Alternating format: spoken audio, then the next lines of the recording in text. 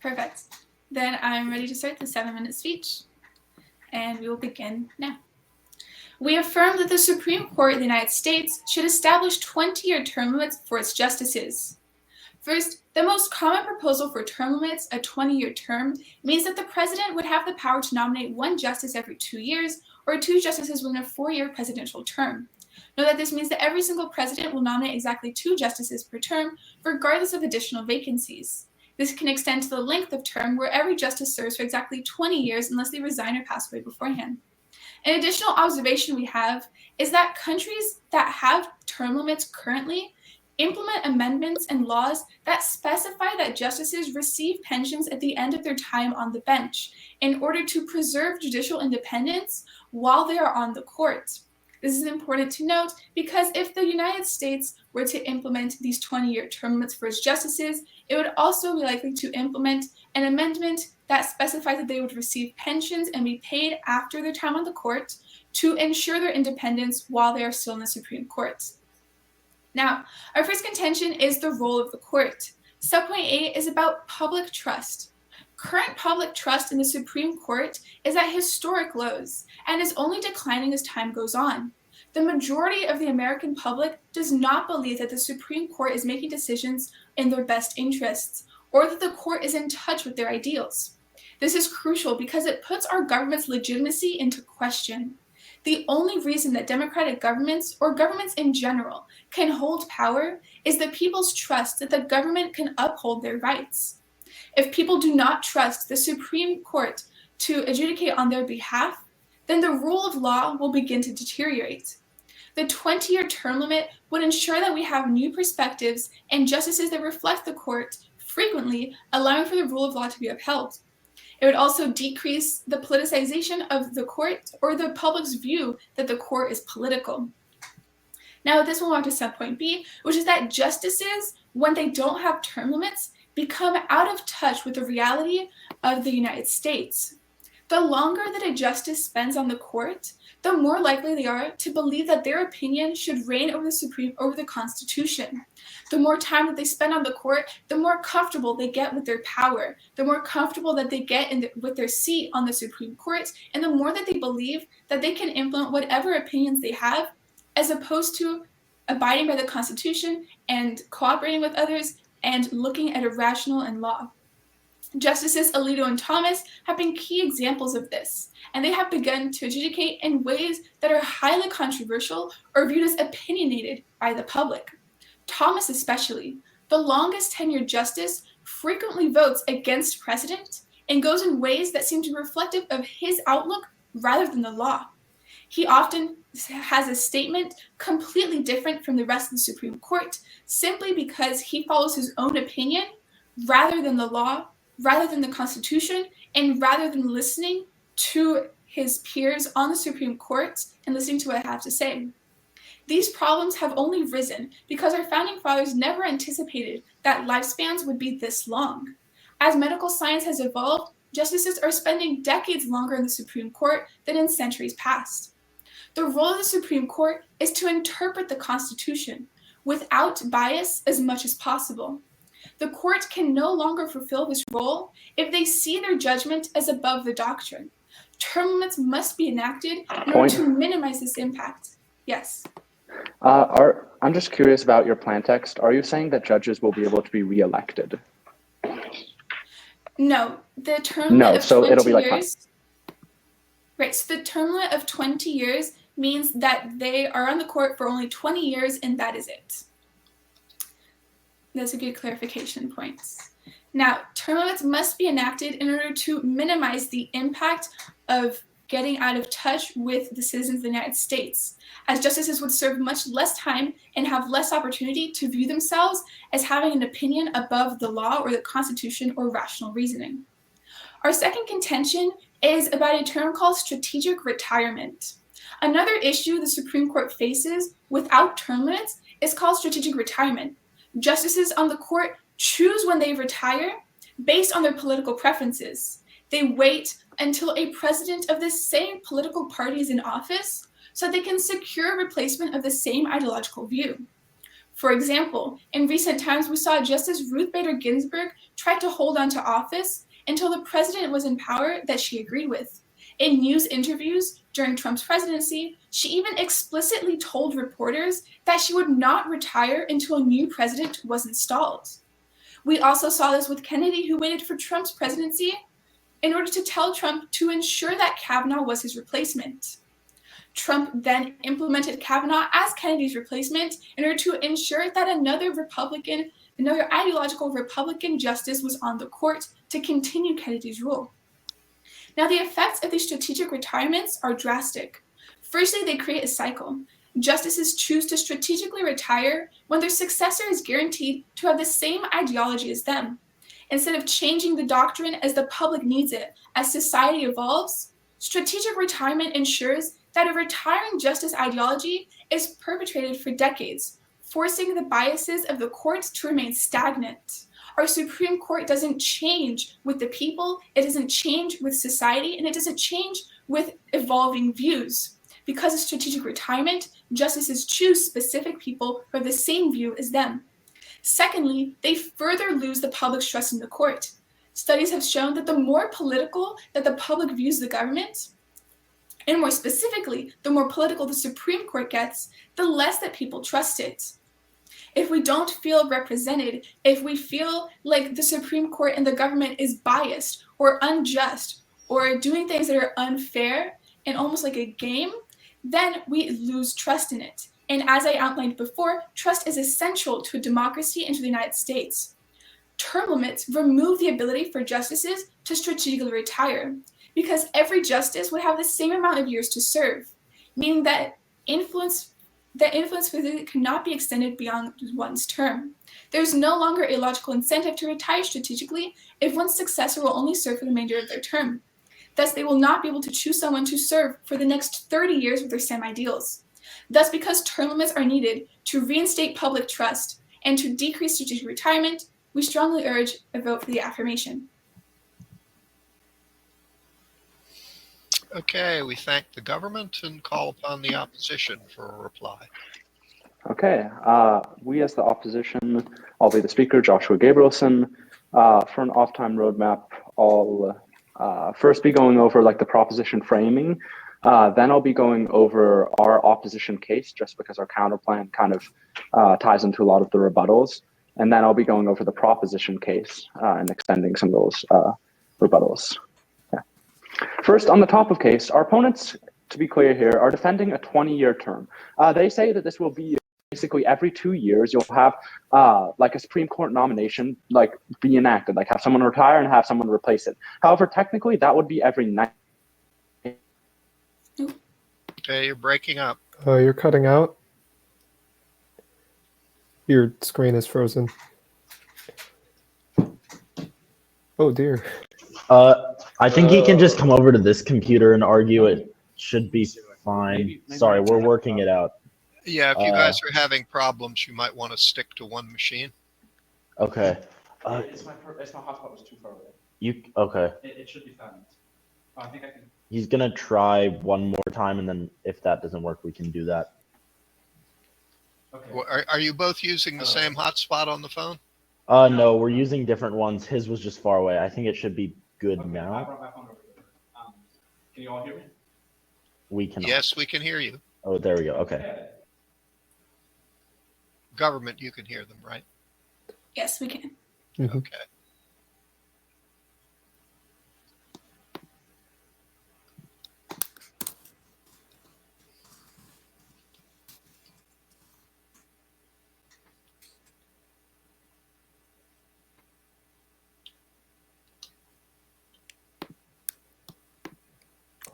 Are you speaking?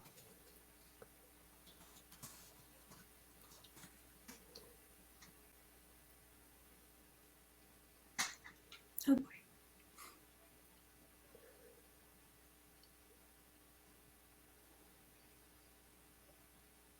Okay, he's just gonna join from his phone. We're really sorry about this. The school Wi-Fi is not great. If you've got one computer working, why don't you just have him sit in front of that computer and Okay. just use, you guys can sit next to each other. Yeah, they want you to just use this computer. Just that computer? That's what okay. they're saying. Can you unmute it?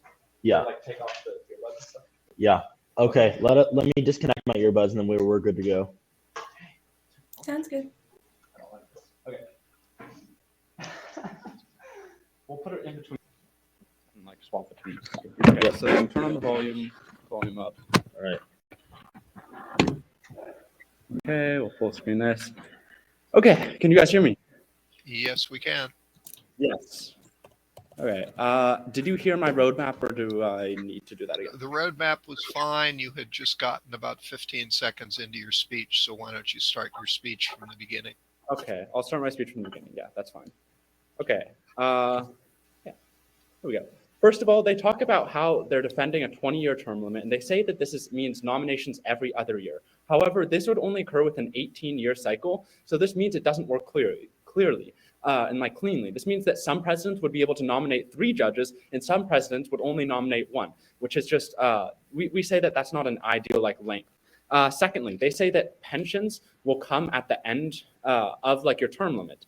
And one, they can't say this definitively. This is like inherently extra topical. They're saying, oh, well, it might happen because other countries have done this. You can't like consider this under like the scope of the resolution for them to defend. And secondly, we say it probably wouldn't happen, even if you think like you're considering whether it would happen. Federal judges right now, when they retire, they don't get like pensions automatically because their term limit expires, and they do have term limits. And then specifically, in contrast, we do have it. And that ties me directly into my counterplan. We would institute a 28-year term limit for Supreme Court of the United States judges. And our mutual exclusivity here is that you can't have 2 different term limits. You can't have like a 20-year term limit and a 28-year term limit at the same time. So you can't perm the plan. And that leads me into my first disadvantage. We basically agree on framing. It's like cost-benefit analysis for the most part. And the first disadvantage is political turnover. Within 20-year term limits, court cases are overturned more quickly. Look to federal judges that recently had different rulings on abortion. One of them said that the FDA must ban like an abortion pill, while the other one said it wouldn't. And this happens because judges get turned over so quickly.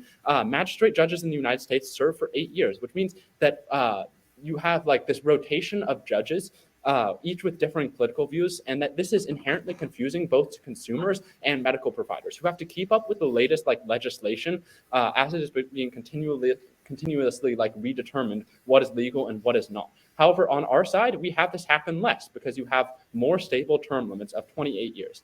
Now on to why did we pick the like 28-year like limit? We say 28 years because this is the average term limit, or the average like length of time that a Supreme Court judge serves. This means that those who are serving like forever, like the judges who serve way too long, we say that one, these are most of the judges who serve beyond the average length are the ones who are being the most abusive. Like look to Clarence, what's his name? Yeah, like the one that like recently did the abortion one, Clarence Johnson. I don't remember. Clarence Thomas. That dude. He served far beyond like the average length. He was elected in 1991, which means he's had like over a 30-year like term. So we would have judges like those retire. And secondly, since the average age of like retirement for judges, or the average age of when they're established is 53 years old, that means by the time they hit their term limit, they'll be 81, which means they'll have access to pensions, they'll have access to 401ks, and that is completely topical within our case, while it's not within theirs. They just say, in theory, they would be granted pensions because we can say whatever, which doesn't make any sense. And our second disadvantage here about their case is specifically judges are more experienced when they serve for longer on the Supreme Court. When they're retired, they're essentially taking like the most novice judges and always and using them. Specifically, like the difference of 8 years means that you can serve on an extra administration. So an extra like 2 terms of presidency, which we can say that makes a great impact. Like think of like the state of politics when Obama was president versus now with Biden, when we had Trump and Biden. That's a lot that's happened in just 8 years. And that's a lot of experience that judges can gain while still being limited by these term limits, which are really beneficial. And I'm going to elaborate a little bit more on the advantage for us, where we guarantee that federal or that Supreme Court judges will be able to retire as soon as their term limit expires, which means that you don't have like corrupt judges who are relying on like payouts and bribery, like Clarence Thompson was like recently revealed to be. I'll expand on that. Like recently, he was revealed to like while being on the Supreme Court, he was taking bribery for like specific cases, and he wasn't disclosing it. So this often happens. Like if you had a short term limit, like 20 years, where they retire or they're done with their like Supreme Court nomination before they're actually at a retirement age, then you'd have more people who are incentivized to take bribes. Sure. When did Clarence Thomas take this bribe? Most recent one? I couldn't say exactly off the top of my head because partly obviously, but I was reading the news recently. It was like it's emerging news story about Clarence Thompson. He like it's not, I don't know whether it's classified technically as a bribe, but it was like a donor who donated, like he spent a ton of time on his like private yachts and didn't disclose this to the general public. Is everyone still there? Yeah, we're still here. Oh, sorry, you guys froze for a second. Okay. Yeah, now moving on to the disadvantages or the advantages of our case. Specifically, 28-year term limits lead to many judges having more experience. You have increased stability when you have, or increased instability when you have shorter term limits. We talked about, we already cited the evidence about like the abortion providers, where when federal judges have such short term limits, it'd be the same for like Supreme Court judges, where there's lots of turnover and lots of like disagreements because it is inherently more political. And then we also talk about how short term limits undermine judicial like independence, where they're basically like tailoring themselves to whatever the president at the time is, so that they can get like elected. But however, we do say that some term limits are beneficial, which is why we're defending a 28-year term limit. We say it limits the power of Supreme Court of the United States, which means that in general, it will follow the like opinion of the majority. Like we look to Roe v. Wade, how that was overturned by a vastly like really, really old court. And under a 28-year term limit, most of the people who defended this decision wouldn't be on the court anymore. So they don't have any uniqueness here. We both would like reinstate beneficial rulings like Roe v. Wade, which are like for the autonomy, and like we would follow people as well. Then we also say it gets rid of excessive like outdated ideals and make sure judges are like favor politically favorable like outcomes, and they have like just less power in general. Okay. Now onto their case. A lot of this stuff is just like the same because we're running a counterplan, but they talk about one, public trust, and basically how most of the public doesn't trust the Supreme Court. But we say that when you have term limits, either way, you'll increase public trust. So the difference between a 28-year and a 20-year term limit is, if anything, the public will trust a 28-year term limit judge because they've been serving for longer. And then we also talk about, or they also talk about like, yeah, long lifespans. Lifespans have been increasing. They cite Clarence Thompson as like one of these examples. Once again, Clarence Thompson under our counterplan would also be retired as well as theirs. So that's really a non-unique point. And then their second point is about retirement, and specifically that judges wait to retire. Yeah, sure. Do you have a specific example? It's protected time. Sorry. I thought it was right before the 7 minutes. They're specific. We're talking about, yeah, it's all. This is also a non-unique point because judges won't wait to retire if they have a dedicated like retiring date. We solve for this as well, and then they also say there's like when judges are more political, the people don't trust them as much as well. And we say that, yeah, like political elections that are happening so quickly, like every 20 years, that also erodes trust from the general public because they see these applicants getting like turned over so quickly. And so for all these reasons, we are so proud to oppose. Okay, we thank the opposition and turn back to government. Government second speaker, Christopher Troy, on the clock for an 8-minute affirmative. For an 8-minute affirmative rebuttal speech. Time will start now. Judge, the first and primary issue that we have to address in today's round is the counterplan, the 28 years. So the reason why the reason why the opposition tells you to prefer this 28-year plan is mainly because of experience. It's because of the fact that justices who have been on the court longer will somehow be more trustworthy than a justice who has not. But remember, all of the impacts from the affirmations case here are basically based on the fact that justices are serving on the court for too long. Remember that current public trust on the Supreme Court is at historic lows because of Alito and Thomas serving for a very long time. In fact, Clarence Thomas has served for approximately 30 years. I believe it was a little bit more, meaning that implementing a 28-year term limit wouldn't actually undo much of the damage that he's done in these past 10 years. Judge, effectively, Clarence Thomas is serving for 8 years longer than under the 20-year term limit plan under the opponent's counter plan here. This is more than enough time for Thomas to develop even more extreme ideological biases, and is something that the affirmation can solve uniquely here. Point. What? I said point. Yeah.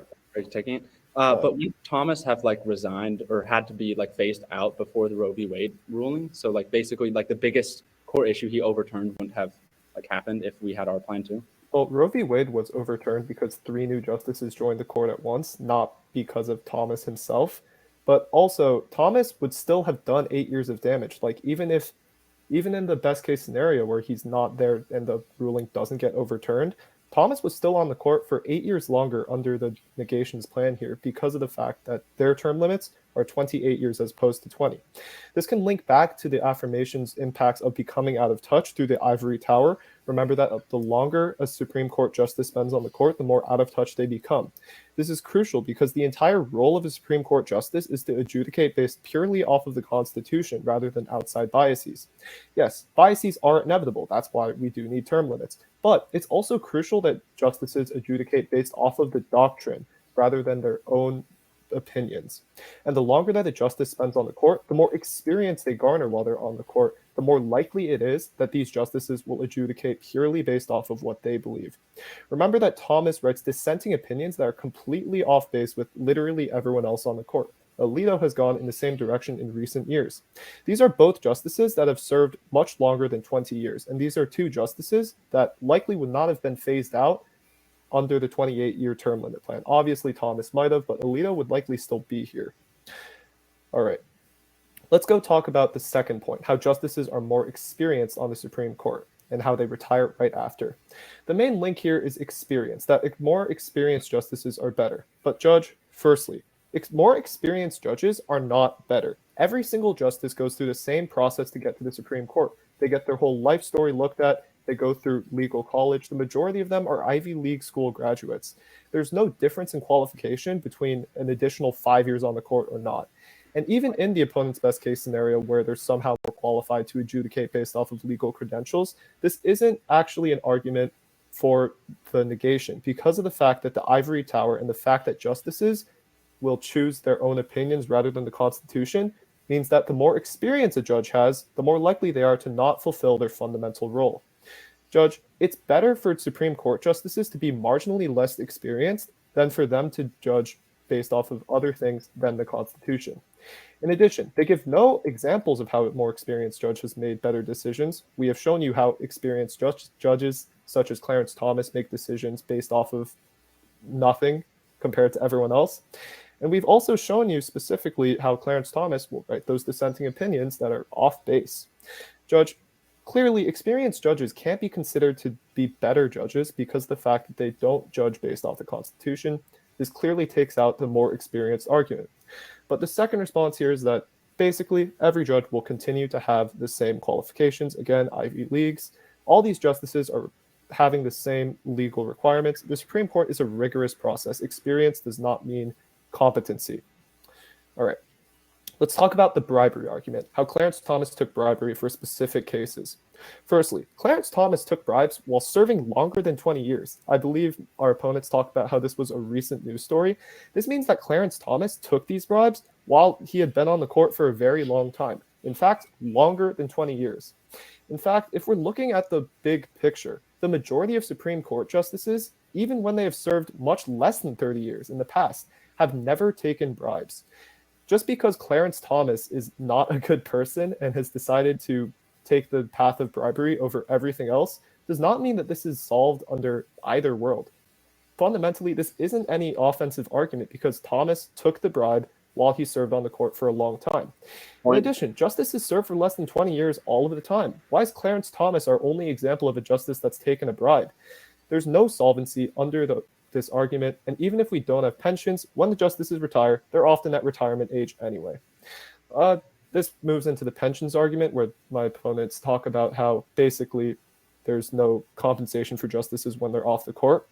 Even when they don't have pensions, A, justices are often at the legal retirement age when they're done, and B, even if a justice doesn't have a retirement pension, They're a Supreme Court justice. They're not going to need any form of financial incentive.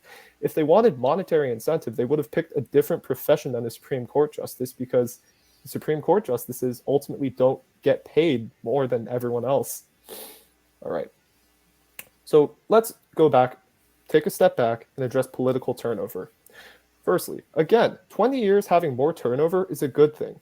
Regardless of reducing the amount of experience every Supreme Court justice has, it's going to reduce the impact of the ivory tower and allow for Supreme Court justices to interpret based off of the Constitution. This is far more important than any other impacts that my opponent brings up, because of the fact that it actively links to the role of the Supreme Court. The only way where we can solve for the role of the Supreme Court effectively is under the 20-year term limit plan. What our opponents try to tell you is that some presidents under the 20-year plan would try to nominate justices that would be able to nominate 3 justices. Some would nominate 2. But even then, it's still better to have a 20-year term limit than a 28-year term limit, because having a longer term limit actively contradicts the entire reason why we have a term limit in the first place. The whole point is that Supreme Court justices are out of touch with the public. That's why the trust is so low. They continue to be out of touch if they serve that long. There's no solvency that the negation can actually present here. All right. So let's go on and make some brief defenses of our own case. Firstly, they basically just talk about how the public will trust their Supreme Court justices if they stay on the court longer. But Judge Clarence Thomas, again, has served for over 30 years. He has served for the longest tenure of any Supreme Court justice ever. And the public does not trust him. In fact, the public actively despises Clarence Thomas. Clearly, there's no logical link between experience and staying on the court and legitimately doing a good job on the court. Fundamentally, public trust can only be achieved through shorter term limits. This is something that the affirmative can achieve uniquely, and this is something that the 38-year counterplan cannot do. Finally, strategic retirement is still a fundamental issue in today's round. 20 years, again, very long, not as long a time as 28, which is much longer. For all these reasons, I strongly urge a governmental ballot. Thank you. And back to opposition for the last constructive speech. Okay, my name is Jace Williamson. I'll be the second speaker for the opposition. Quick off-time roadmap while I get my timer up. I'm going to go through some counterpoints to our opponent's argument, and then try and defend some of our arguments. So my time is going to start now. Okay, so first of all, they said that, the longer judges serve on the court, the more that they will try and rule based on their own opinions. But we say that this will happen regardless. Judges are always going to have their own political opinions. There are points where judges will have to or should put aside their political opinions. But realistically, 20 or 28 years, it is likely that the average age of appointees is 53 years old. Someone that's 70, that's on the court versus someone that's 75, there's most likely not going to be a huge jump in character there. If someone is already if someone is already going to vote with their politics instead of the Constitution, they will have done it no matter their age. And we say that judges having a diversity of opinion, as long as they still rule fairly, is actually a good thing. Having a diversity of opinion means that more overall voices are heard, which is the whole point of trying to limit Supreme Court judges in the first place. And as long as judges continue to rule fairly, which neither plan can guarantee, only try to mitigate, then diversity will act as a good thing. In addition, they claim that 28 years will give judges this illusion of grandeur that they refer to as the ivory tower, whereas 20 years won't. But we say that 20 years also has this issue. Like we said before, the average age of appointees is 53 years old. Someone being 73 versus 81 isn't going to change how much they view themselves as superior to others. That's still 5 presidential 4-year terms, meaning that overall, there's not a huge increase or decrease in the there wouldn't be an overall net increase or decrease that is that is affecting these judges, and there would most POI, likely, yeah. didn't you yourself say that 8 years would give them more experience? And now you're It saying that over 8 years nothing would change? I'm saying that That seems contradicting. over 8 years you would get more experience in the law itself, but you would what I'm trying to say here is that you would most likely have the same likelihood of getting these delusions of grandeur that can occur whether you're on for 20 or 28 years. Is you're still on for extremely long amounts of time. And in addition, 28 years also gives you more years of life experience, meaning that even if what's it POI? called? Sure. Sorry, you just said that 20 or 28 years is still a large amount of time, but then your first contention talks about turnover because 20 years is too short. Could you explain the link here? We said that turnover is specifically with the how presidents appoint that, and I will get to that in a minute. The reason that we say that 8 years is not a lot here is that it's not a lot based on based on these types of personalities that we have explained. Someone who is already egotistical and will have these ivory tower delusions would most likely have them anyway, rather 8 years apart or not. Now to address the other point, the reason that we take issue with 20 years is that specifically the issue of a president being able to appoint 3 new judges and the other one only being able to appoint 2. This provides many issues. As the proposition themselves have pointed out, the Roe v. Wade overturning only happened because 3 new justices were on the Supreme Court at relatively the same time, and this type of unstable incidents could still happen under their plan, whereas with ours it's solved for, as presidents have much less of a chance to appoint justices. In addition, this instability in the courts could cause many issues, such as weakening public trust even further, as for most people, especially younger people, 20 years is still most of their lives or a large chunk of it. As is 28, meaning that there will still be at least some mistrust, which can get worse by this unstable behavior. In addition, destabilizing the court like this can mean that many new laws will be repealed, flipped, or reevaluated in short order, like we have seen in real life. This means that overall, the court in the proposition world will be more unstable overall. While our term limits are purposefully created so that judges would serve out the natural time that they already do, meaning that there are less of these massive flips as we see. In addition, we found a study that the U.S. government used for their own opinion on this. And this study said that there was a high risk for instability within the courts using shorter term limits. Specifically, this study used 18 years, but the gap between 18 and 20 is much less significant than between 20 and 28, which already, like we said before, is not a huge gap.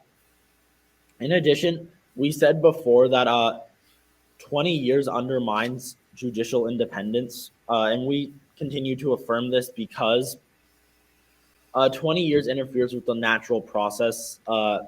Like we said before, judges serving 28 years, with rare exceptions such as Clarence Thomas, has worked in the past, and there are and with our plan, we still limit corruption of these judges that serve for a long time, while we also let the court maintain its independence and let judges serve out their natural lifespan. In addition, the same study that we cited earlier found that shorter term limits may incentivize looking good in your term over being fair, as with 28 years and you're at the average age, it's most likely that you're going to retire when you're 80. But many people in history, around their 70s or maybe early 60s, if they're especially young, are able to run for other positions, senatorial, just general, congressional, and any other type of positions. This means that instead of serving the Supreme Court properly, it incentivizes them to look good, meaning that their actual judgment would be clouded and less fair. And while this is more likely to happen in the proposition world, in our world, this is solved for by letting judges already serve out their natural term limits. Yeah. No, It's thanks. protected time. In addition, overall, this means that we access all of the impacts of term limits, like the proposition and our first speaker have stated, while also maintaining the stability that's extremely important to our courts, and ensuring that the negatives of having shorter terms do not impact the court. Because of all of these reasons and more, we are so proud to oppose. Okay. Since we have the speech next, I'm just going to scoot it over and then we can start again.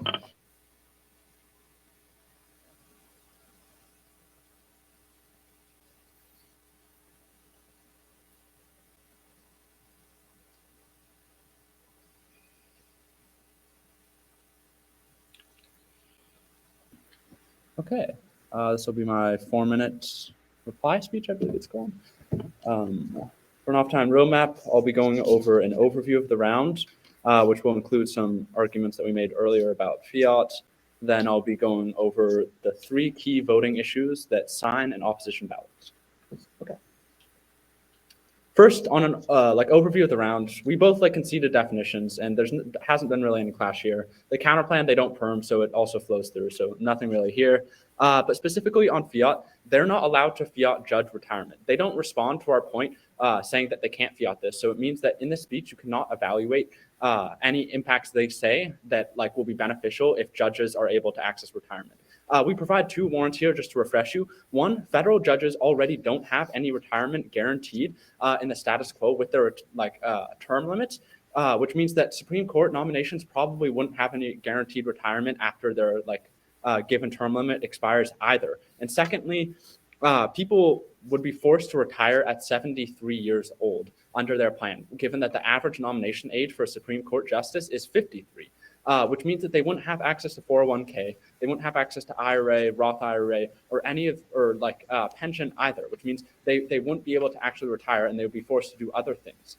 And the final point here is that it's simply extra topical for them to claim that they'll also add a constitutional amendment to gain pension for these retiring judges.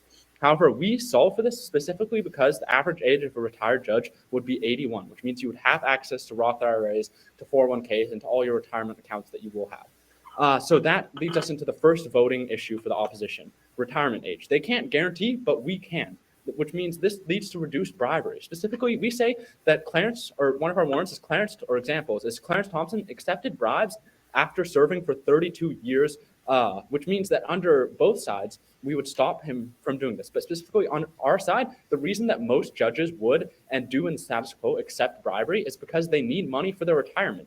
And if we have them retiring at 73 years old, they're much more likely to be wanting these bribes and taking political payments that are unethical and ruling in unethical ways because they know that they need this money later in the future and can't access their 401ks.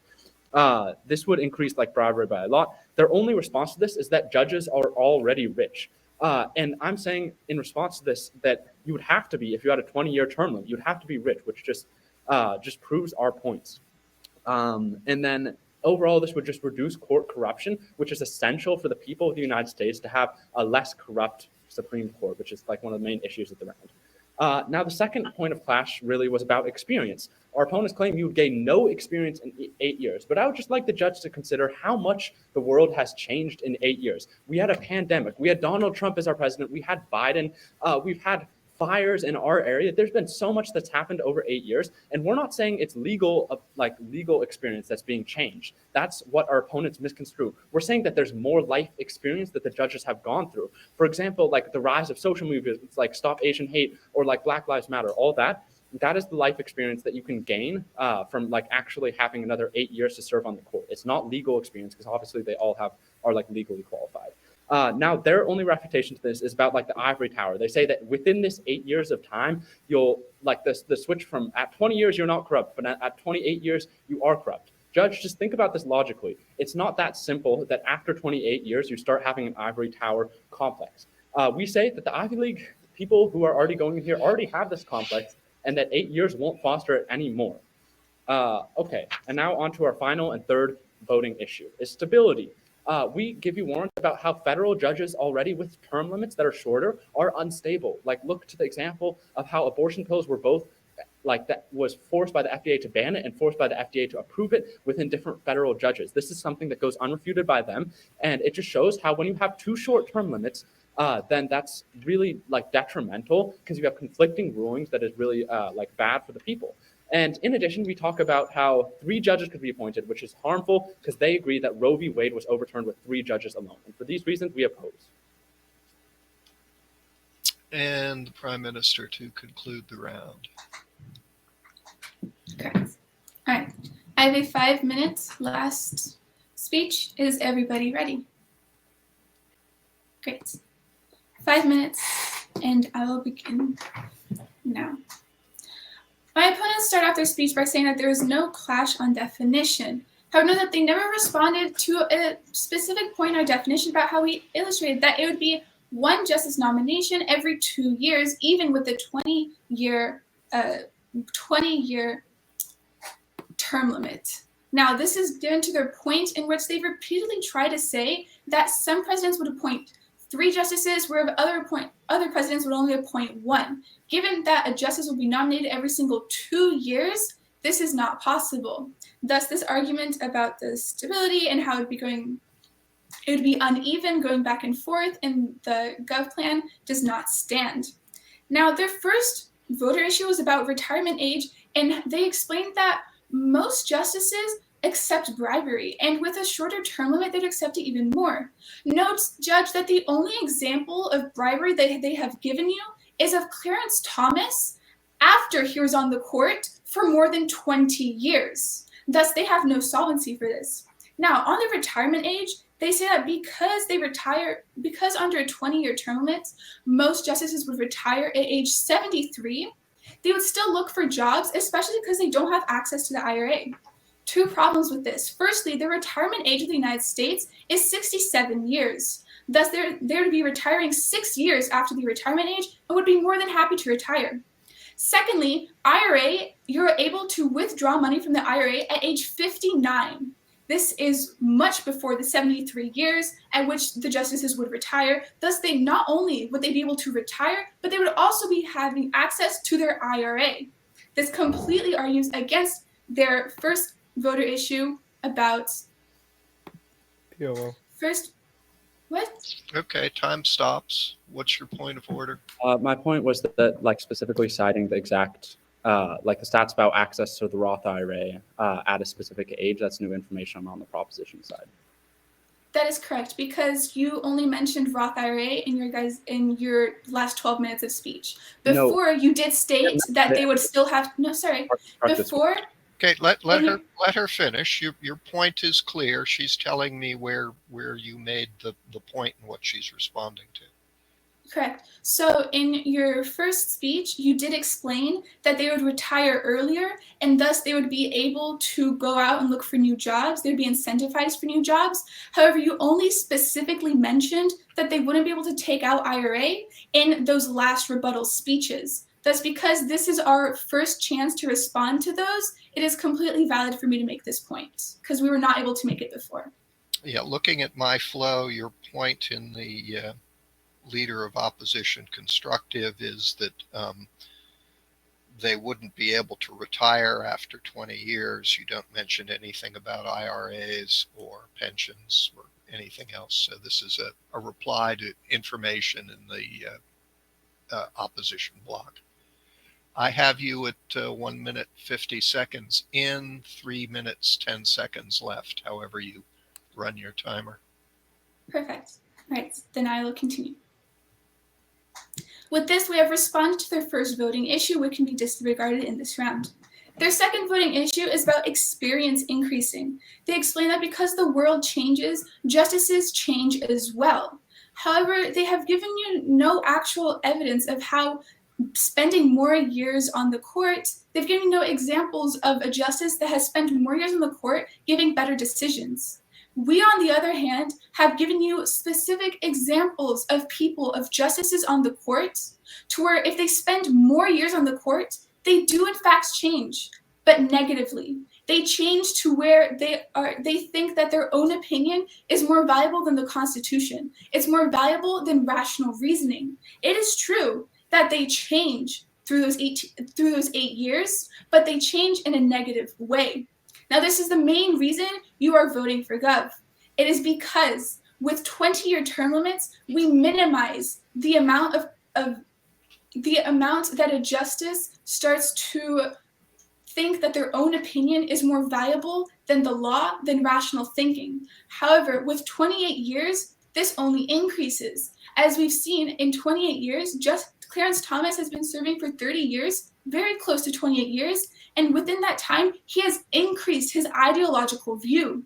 However, 20 years, as our contention illustrates, is not enough time, and there would be less ideological thinking, less of these corrupt decisions on the court that lead to decreasing trust, that lead to the public to not trust the Supreme Court, which, as we've explained, has drastic impacts to where if the people don't trust the Supreme Court does not function as well as it would.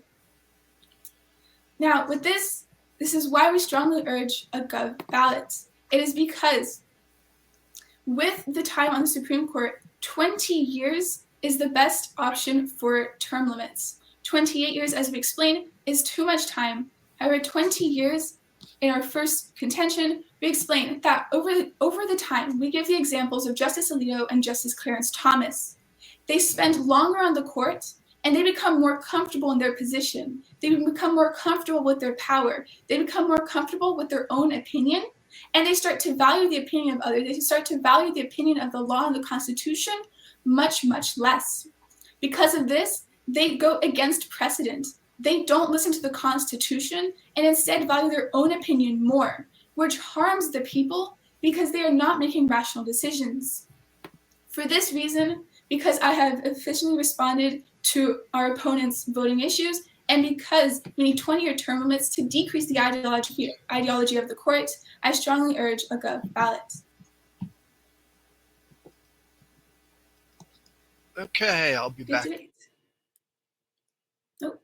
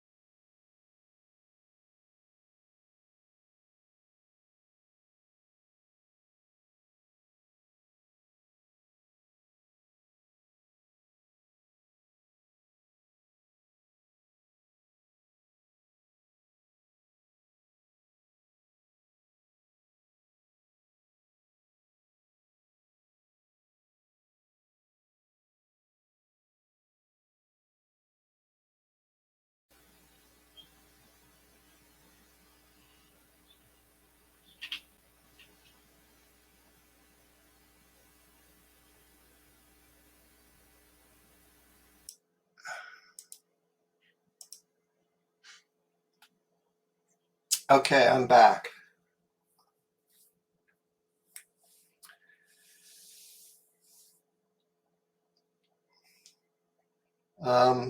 The amount of information in this debate, misinformation in this debate, was frightening. You all need to get out more and read the news and learn something about how government functions. Clarence Thomas did not take a bribe. Clarence Thomas basically has had some dealings, some financial dealings with, and has accepted vacations from someone. There is no indication there was bribery involved. The only issue is that it was not reported. In terms of retirement, if you work for the federal government, there are very generous pensions. If you're on the federal government for 20 years, you're going to have a pension. In the PMR, it's clear, if you think people normally retire at 73 or at 81, unless you're a Supreme Court justice, that's just not the case. People only work that, Supreme Court justices work that length because it's a pretty easy job. Most people would love to retire and do retire well before that, unless they're too poor to afford it. The whole counterplan thing just basically misses the point of the motion. If you counterplan, you basically accept the problems that are outlined by the government, and you need to solve those. So by counterplanning here and saying that you need term limits, you're conceding basically that the length of time in court does matter. You need to solve for that problem. The only difference I see here is you're saying that if they stay for 28 years, they get more experience as jurists. But you concede later in the debate that basically, no, they don't get more experience as jurists because they already know the law. You concede the gov argument on that case, but instead you say they get more experience because they have more life experience. But life experience is the essence of the affirmative case, is that life experience convinces them that they know better and that it leaves them distant from the public. So that I don't see that you solve the problems as outlined by the government, and therefore motions have central issues. The central issue here is basically whether or not there should be term limits. By trying to turn it into a debate where, gee, should the term limit be 20 years? Should the term limit be 28 years? You basically miss the main issue, and you basically weaken any kind of opposition case that you can put into effect. I will grant that government's math is wrong. You need an 18-year term to get a 2-year turnover. 9 into 18 goes 2, 9 into 20 goes 2 2/9. That's about a fifth of a year. So there will be some presidents who get 3 nominations. There will be some presidents who only get 1. But the general point that you will get regular turnover and you will have scheduled appointments, and that basically it eliminates the incentive for strategic retirement. That all pretty much works out pretty clearly. Rather than attack the pension point on that, what Opp would have done better to do would be to point out that you weren't clear until you responded later on that someone who is, if a judge retires early or dies, the appointee only gets to serve out the term. They don't get to get a whole new 20-year term, because that would upset the rotation. That would have undermined the argument, but the pension argument does not. This will be a little bit more coherent when I write it down. It's late. It's been a long day. This is my my 5th round judging. But as I say, you really need to look at the intent of a motion. And the issue here is, should we have term limits or not? It's not a question of, to sit there and say, no, we should have 15-year term limits or 20